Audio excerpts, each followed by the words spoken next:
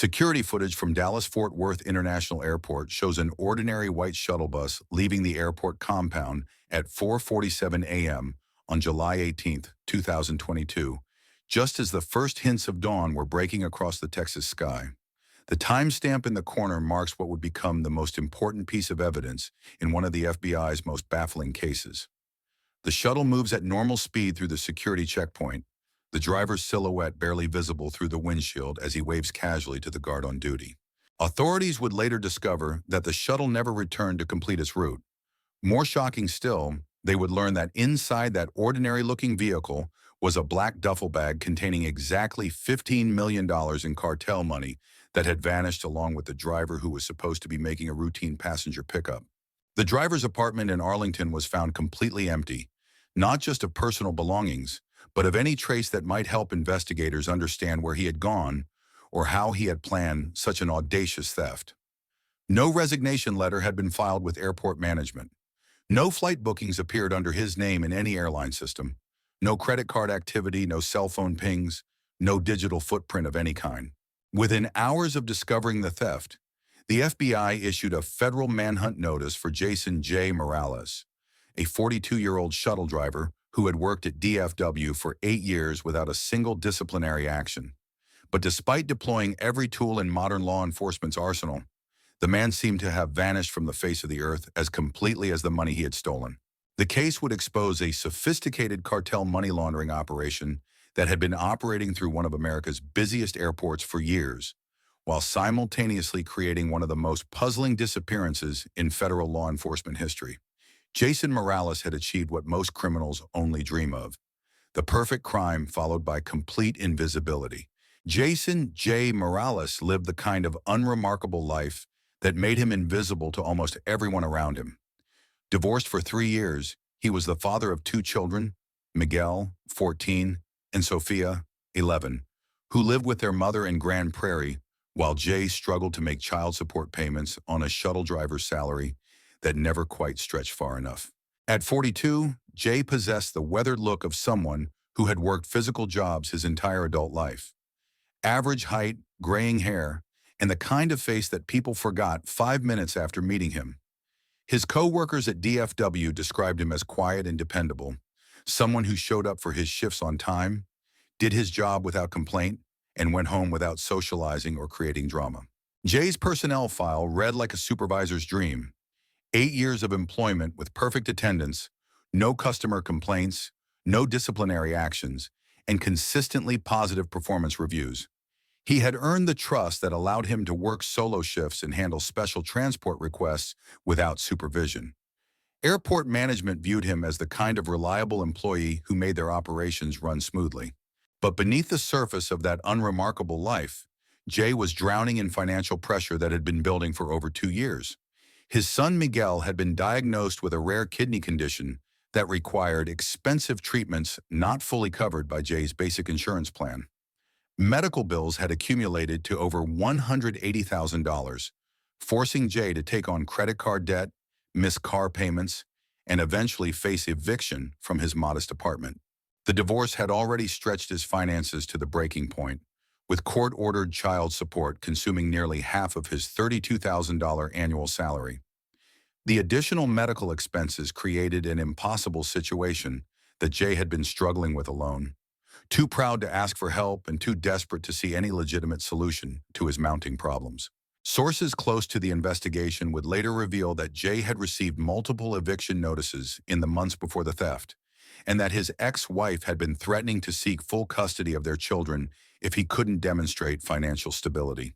The pressure had been building to a breaking point that may have driven an otherwise honest man to consider options he would never have contemplated under normal circumstances.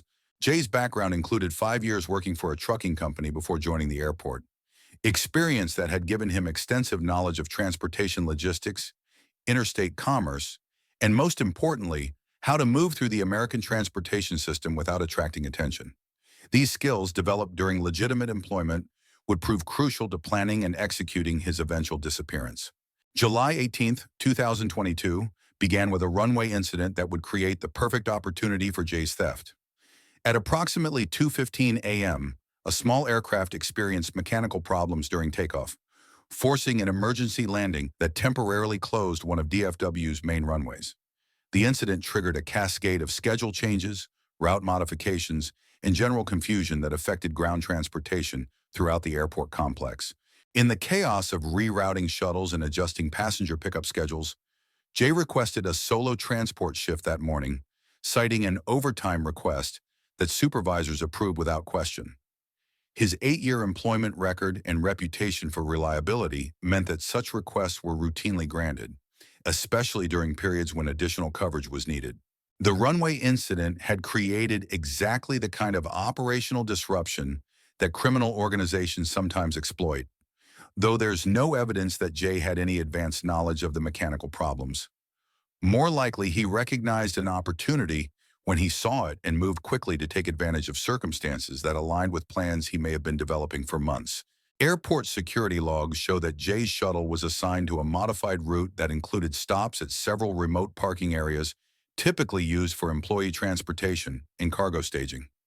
These areas were less heavily monitored than passenger terminals, providing opportunities for activities that might not be detected by the comprehensive surveillance systems that covered more public areas of the airport. At 3:40 a.m., Jay's shuttle pulled into restricted lot C7, an area normally used for temporary storage of lost luggage and unclaimed cargo.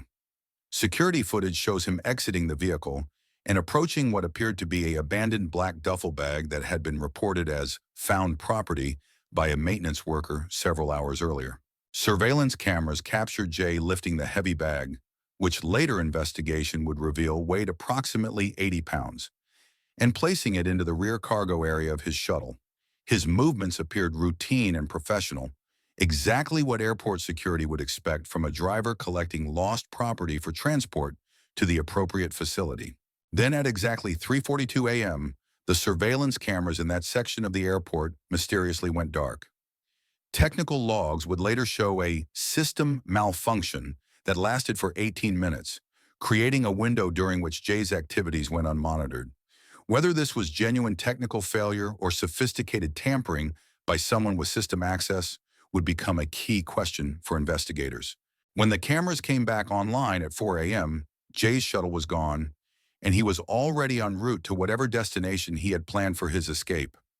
The bag he had collected contained more money than most people see in a lifetime, and Jay Morales was about to become one of the most wanted men in America. Homeland Security investigation would later confirm that the duffel bag Jay had taken was part of a sophisticated cartel money laundering operation that had been using DFW as a transit point for over 3 years.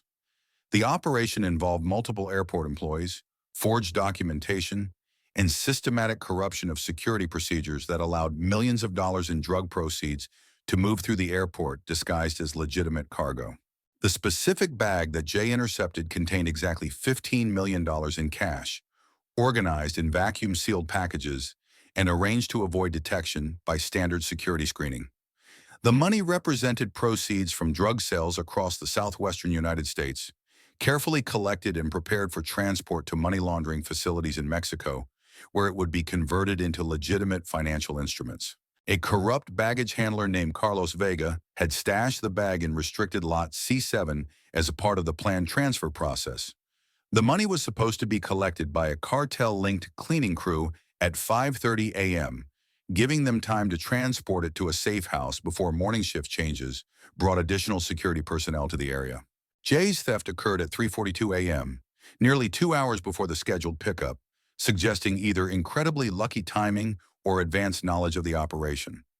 FBI investigators spent months trying to determine whether Jay had discovered the cartel operation through careful observation or had been recruited by the organization before deciding to steal from them instead. Internal cartel communications intercepted by federal agencies included references to theft by a dead man, indicating that the organization viewed Jay's action as a death sentence rather than a successful crime. The cartels had invested substantial resources in their airport operation and couldn't allow theft to go unpunished without encouraging additional security breaches. The sophistication of the money packaging in transport procedures suggested that this was a well-established operation with multiple redundancies and security measures. Jay had somehow identified and exploited the one vulnerability in an otherwise carefully planned system, demonstrating either extraordinary luck or remarkable criminal intelligence.